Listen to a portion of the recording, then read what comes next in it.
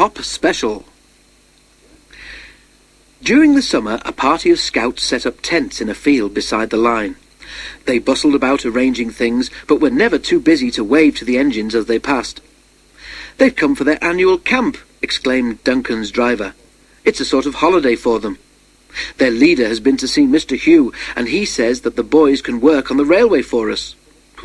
"Sounds a funny sort of holiday to me," said Duncan doubtfully. "Lots of people do it," continued the driver. "The Tallyclin Railway, where Sir Handel has gone, has most of its work done like that. The scouts are going to help us. You know that place near the top station where the ditches are bad and we have to be careful when it's wet? Well, the scouts are going to put that right for us."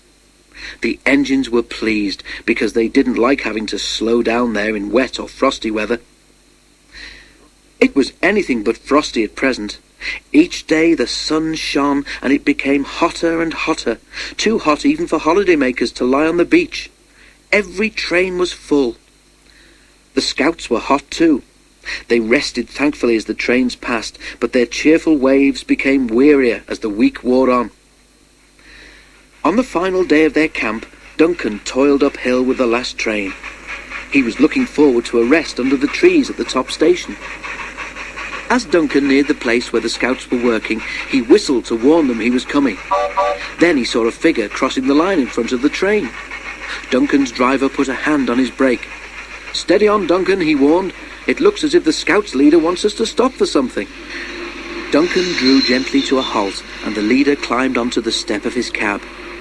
"Is anything wrong?" the driver asked anxiously. "Not yet," replied the leader, "but I'm afraid there might be unless the boys have a drink. Can you drop off some pop or something when you next pass, please?" "No problem," replied the driver. "I'll see the refreshment lady when we reach the top station."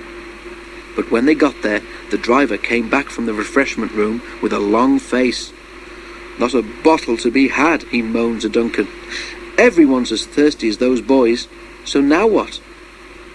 Duncan didn't know. He thought so hard that he began to feel thirsty himself. Then, suddenly, an idea came to him. "Isn't there a shop near the station by the lake?" he said. "Perhaps the lady there—" "Of course," interrupted the fireman excitedly. "We'll leave the coaches here while Duncan takes something to the boys. We can just get back here before the train is due to leave, but we must hurry."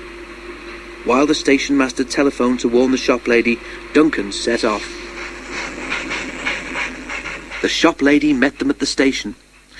"I haven't much myself," she said, "but the lads are welcome to what there is." A little later, the scouts heard a whistle, and Duncan puffed into sight. He stopped beside them, and his driver handed down the drinks. The scouts cheered him. "Not me," he told them. "It was Duncan's idea." So they cheered again, and thanked Duncan instead. "It's nothing," he said modestly. "You're helping us. It's only fair we should help you, too."